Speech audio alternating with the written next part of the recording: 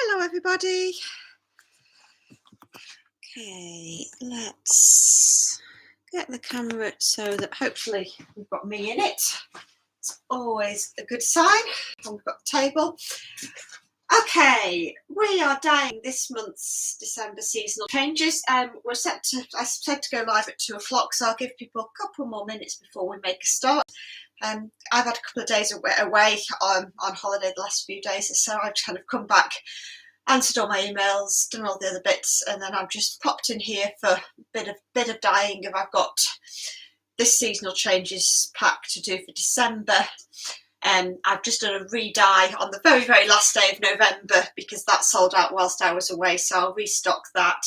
And there's a couple of the other colours of Cambria colourways that are also sold out, so I'm kind of doing a restock of all of those before I then decide what I'm going to dye over the next couple of days. And then also going, oh, and it's December, and how did that happen? So yeah, so hopefully this time, it was a good job I had the video where we dyed the last one, because I had to refer back to it because I'd realised that I'd not written something down for one of the colours that I dyed, and just went, this isn't right. Why is this not right? Hang on a minute, I recorded this so I could watch it back again. So that was pretty helpful. So we are dyeing today. We are dyeing Snowstorm, which was pretty much, it wasn't even close this month. That was the one that people overwhelmingly picked. And it kind of, well, isn't quite looking all snowy and beautiful, but that kind of muted tone, it's proper the temperature here today. It's kind of that in the studio at the moment, because they've only just got the oven running, it's kind of only about 7 or 8 degrees, so it's a little bit chilly. And outside it's sort of 3 or 4, but with that horrible dampness that unless you've lived in the UK, you kind of don't appreciate just how bitter it can feel, even though it's technically not below freezing, and sort of going, oh yeah, it's not nice out there today. So I was quite glad to come in here and get this temperature going. So let's crack on. Let's get Snowstorm dyed. So this is the colour of what we are dyeing. So we've kind of got some greyed, bluey, sagey type colours, so kind of a mauvey colour, and some peach and apricot-y blush type shades.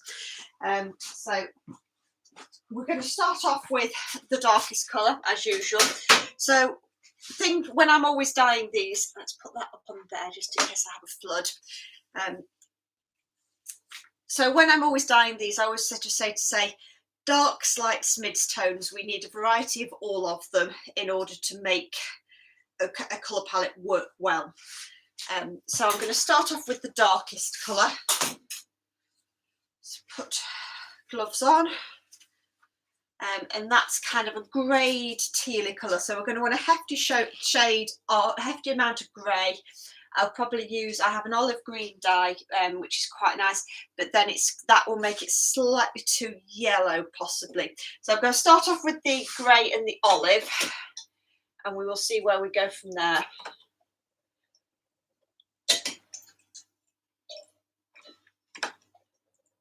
Right, so 50 grey.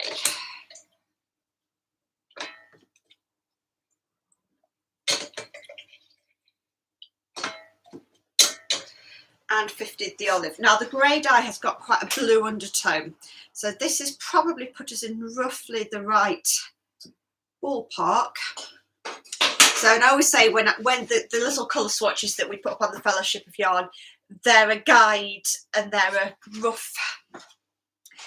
a starting point, and that sometimes I will change the colours ever so slightly. Let's just go up slightly, and that way when I'm behind the table you'll have the top of my head. So that's where we've got to with this one. Now it's slightly darker than in our colour palette when I'm looking at them in person, but I'm happy with kind of how that looks. If it's giving me the feeling of the pine trees that are in there, so I'm going to stick with that, even though it's not a complete match for the colour swatch on the palette. So that I'm happy with. Write it down. I'm nearly getting to the end of this notebook, which is a good job really, because I've got a drawer full of notebooks, but yeah, my notebook of real grottiness in terms of amount of dye that's been splodged all over the years is very, very nearly full. Right, that is our dark colour of the grey and the olive. Let's do the other tealy colour, which is the next one along on the swatch if anybody's looking at both at this screen and at the colour swatches on the Fellowship of Yarn at the same time. We're now making this paler, so we therefore need less dye.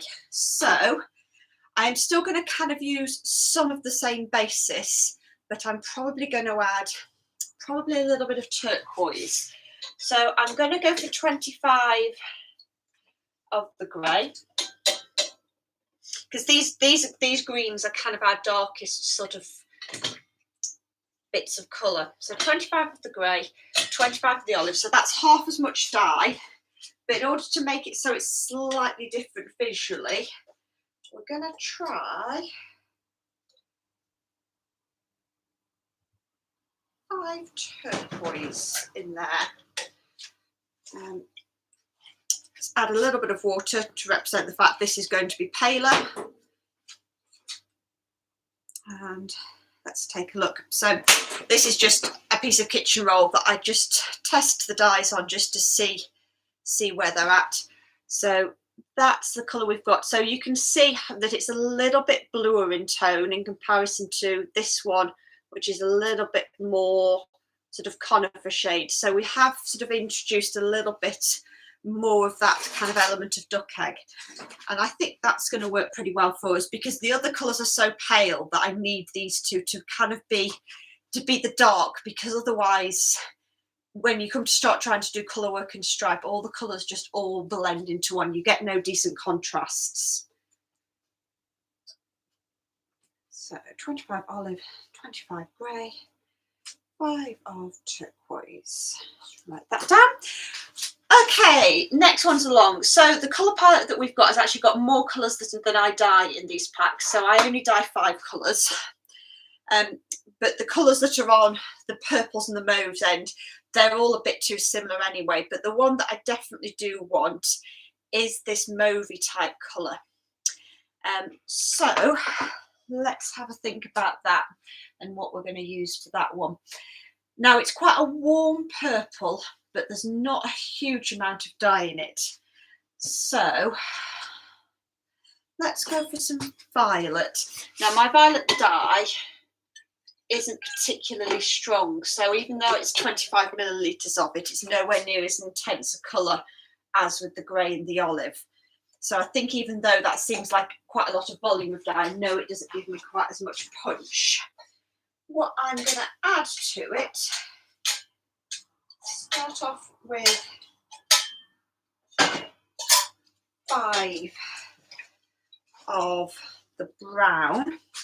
And I think that's probably got us about to where we need to be. So when I'm kind of messing about with colours like this, it's easy to add more, but if I want to take some away, basically I just need to pull the whole thing away and start again, and that's a bit of a pain. But, so ignore the random other dye splodges. I think that that's kind of be about there. Because we've got some warm peachy colours coming in, I don't want to make that one too warm a tone, because otherwise it's going to look too similar. So 25 the violet and 5 the dark brown. Spell brown correctly. Whereas when I come to decipher these notes, I end up just looking at it and going, what colour is that? That makes no sense. Okay, so we've got our greens and our duck eggs and our mauves. The next 2 colours we want are going to be the peachy apricot-y type colours. So I'm going to start off with the darkest one, and then we'll move my way along to think about the paler ones. And strangely enough, the colour that I'm going to use, I've filled up all the other jars as I've been messing about doing other things. So we're kind of on to... You might not have liked the cold very much.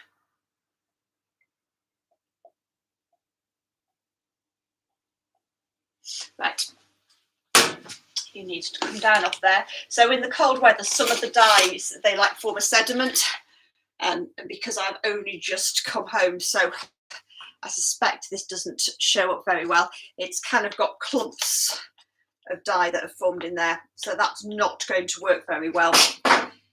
It's going to be uneven, so all that happens is you just need to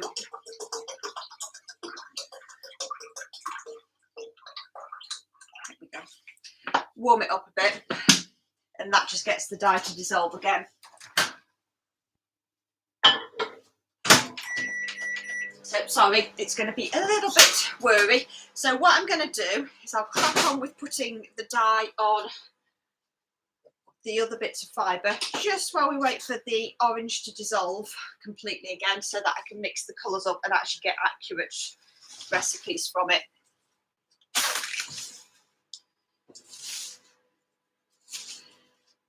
So let's grab some fibre.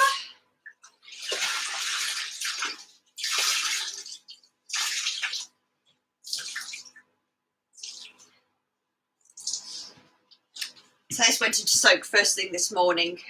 It's just in water and just has a little bit of washing up liquid in it, just to make sure everything gets really nice and wetted out. So, and there's 100 grams of each colour, because I then split them up into sets of 5 for the mixed colour packs. Okay, so that's the dark colour.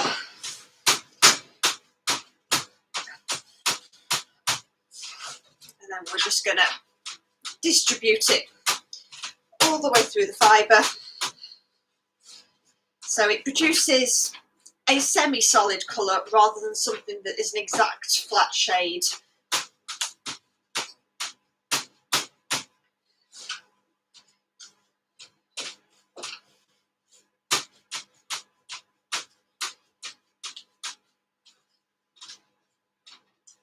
So I'm just working the dye all the way through and just pressing down to squeeze the dye through the fibre. Particularly making sure that the ends get covered, but that will about do for us. Let's have a look at you a little bit longer.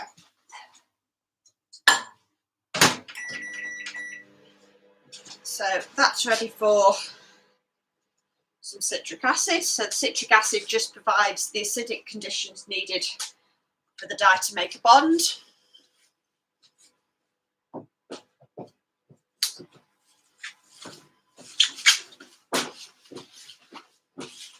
And I always like to put it on right at the very end once I've got the dye completely evenly distributed. It's not so bad on the fibres like this Cambrian. Tray.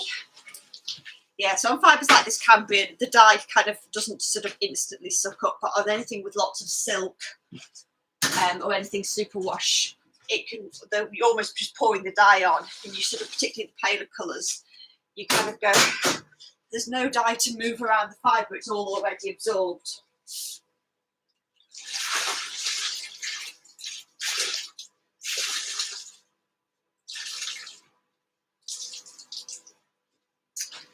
Okay, so next colour. Hopefully by the time we've done this one, my orange will have warmed up a bit, redissolved a bit, and we'll be able to mix some of the peachy colours.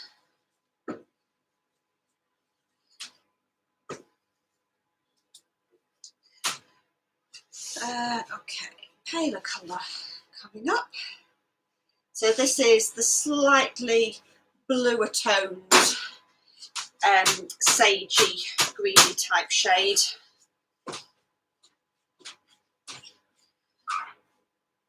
So it's not going to be massively lighter, but it should be light enough to still be different, hopefully.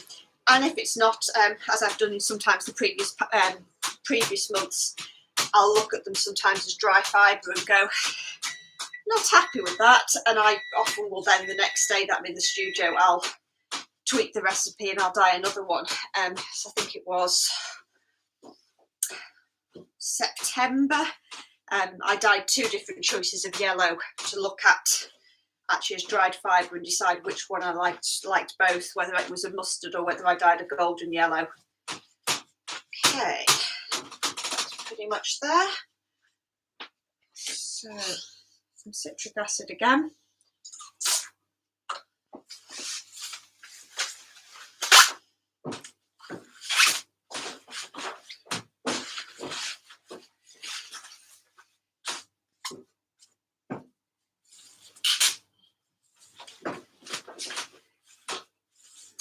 Roll that up and put it over on the tray.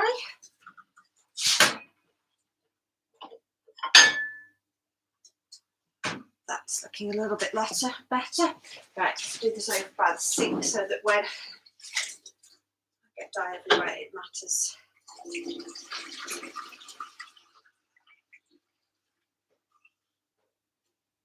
Less. It's nowhere near as messy as it could have been. Right.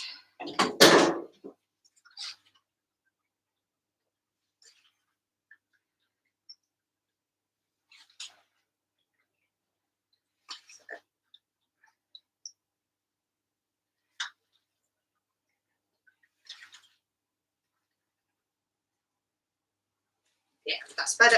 So we've just given the nice hot dye a good mix round. Let's put it. Of course, it's the one that I have to climb on the table in order to get to the dye holder. Go. Right. Let's have.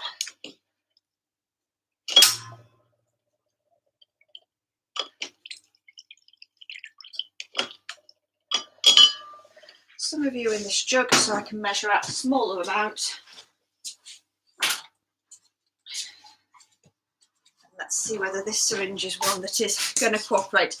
Right, back into colour mixing mode. Let's take my glove off so I can switch my phone back on, because we now need to dye the peachy kind of colours. And weird as it may sound, that orange is actually a very good starting point for dyeing these sort of blushy type pink colours. So I'm going to start off with the darker one of the two, and it's not going to take very much dye. Right, that is the mauve I still haven't put on Fibre. So let's start off with 2 of you, and I need a little bit of black in it, which is this one. And it sounds weird that putting orange and black together starts to give you apricot tones, but it does. Okay.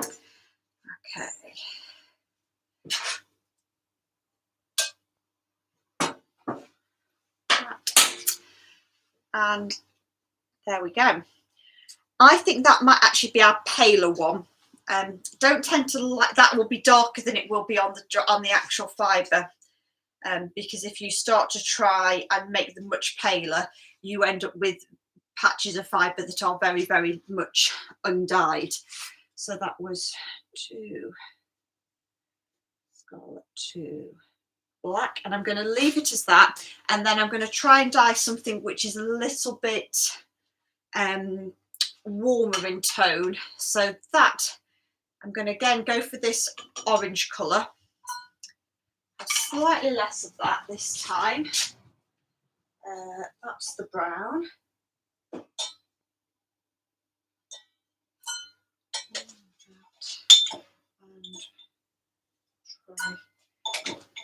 red. I'm going to write that down before I forget it. So 1 scarlet, 1 brown, 1 red. Let's add some water and see where we are. I think this is going to be too orangey coloured.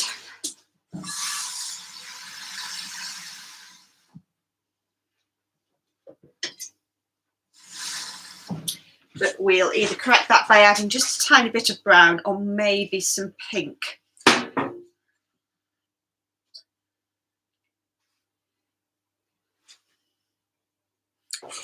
Let's take a look.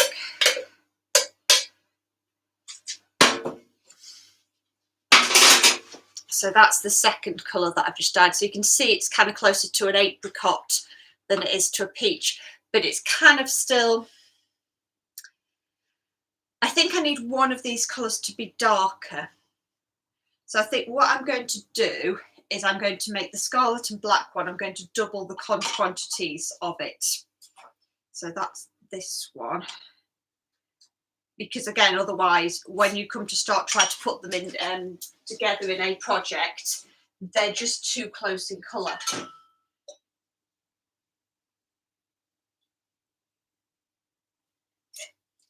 So that's just going to increase the intensity of that colour.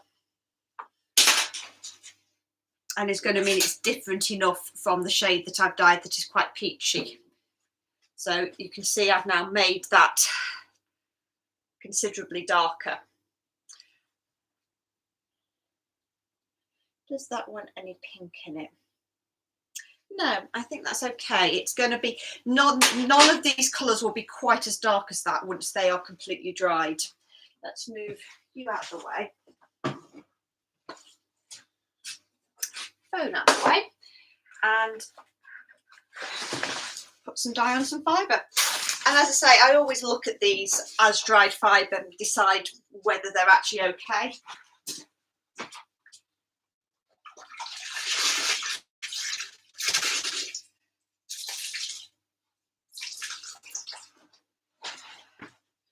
And whether they work nicely.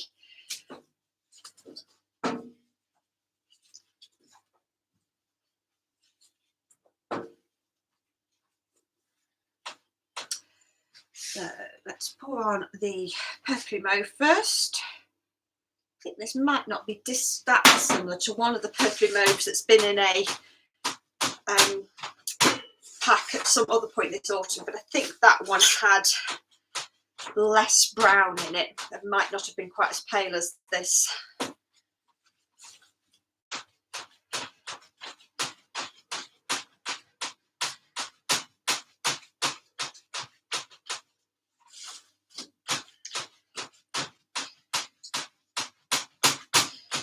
We'll just get all the dye evenly distributed.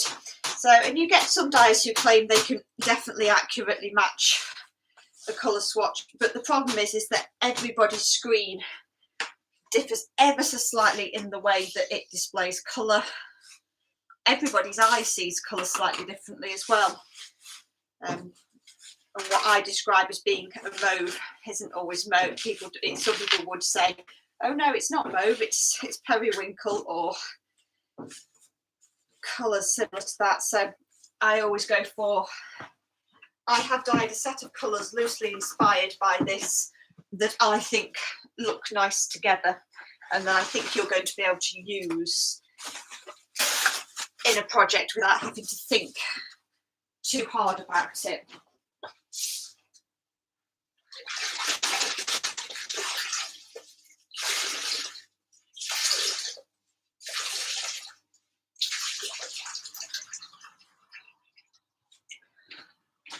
Because particularly with colour work, you need tonal contrast as well as colour contrast, because if you don't have the tonal contrast, motifs just disappear.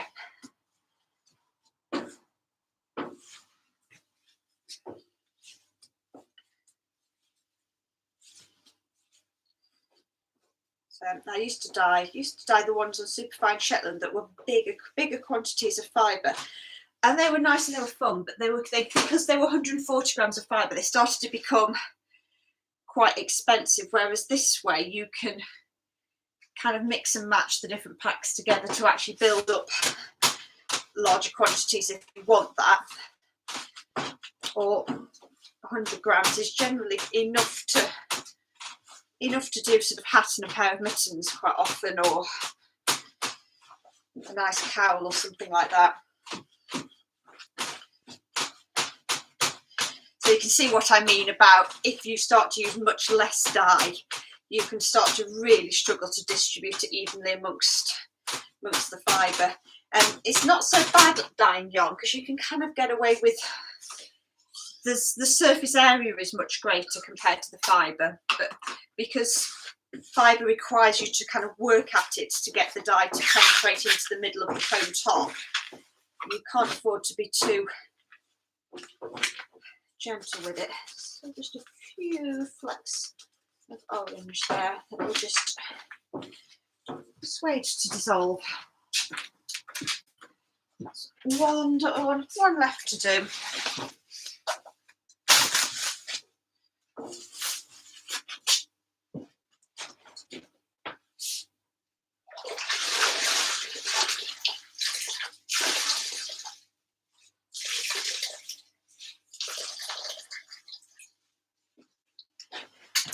So, and after this finishes, after this, I think I've got mine and, no, not mine, I still stock of mine left, Coast and Mountain to dye, to restock those. And then by the time that's all done, hopefully these first ones will be cooled down enough to rinse. And then I think about what I'm going to dye tomorrow. So this is the darker, pinker version. So if anybody's got any suggestions of anything that's not been in the shop for a while that you would like to see, now is your chance whilst I will be weighing out fibre for dyeing tomorrow.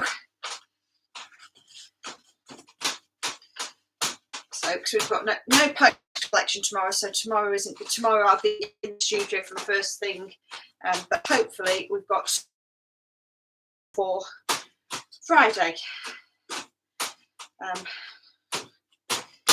which, because mail strikes have been, they seem to have all been falling on Monday, affecting either the Mondays or the Thursdays recently. The Thursdays in particular seem to have been rearranging lots of them, and it's bizarre how much it throws my week out, in that I'm used to Monday morning we pack parcels and get them all sent out to you, and then Thursday morning we pack parcels and get them sent out to you, and because they're not on, that's not the days that I'm doing that all the time anymore.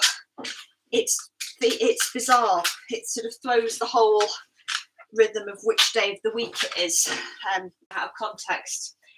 Okay, we are done. That was comparatively painless this month. Well, I say that. Until they are dried, we won't be able to completely tell, but that's kind of roughly where we are. I know the green ones look really dark on the screen, but I think we've got a nice set of colours there. And from having been wandering around the, because I was in Liverpool this weekend, of these colours seem to be everywhere this year for Christmas, so I think they will be particularly seasonally appropriate.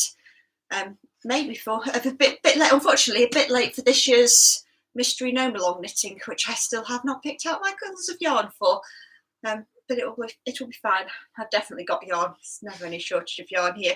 So that's this month's seasonal changes colours done. They'll go up on the drying rack. They probably won't be in the shop tomorrow because it being so cool at the moment, things aren't really drying that quickly. And what with energy prices, I'm trying to avoid running the dehumidifier until I'm sort of running it to dry a whole big batch of it. But they'll be in the shop maybe Friday, would be the aim. If they're still a little bit damp, I'll probably bring them out in the house on Friday just to finish off drying. If you want to know more about dyeing fibre, starting with semi-solid shades and moving on to the more complicated ones, there is now an entire online dyeing course that's available to you that's self-paced. Watch it back as many times as you want, and it covers loads and loads of different techniques specifically focused on dyeing fibre. If you missed any bit of this and you want to go back and go, oh, and watch it back later, then it'll still be up on the YouTube channel, so you can go back and you can watch any of the previous versions as well. So happy afternoon, everybody, and I shall see you all and speak to you all at some point, certainly before Christmas, when I will be dyeing the January choices. So enjoy the rest of your day. I'm going to crack on and finish off dyeing the rest of this fibre.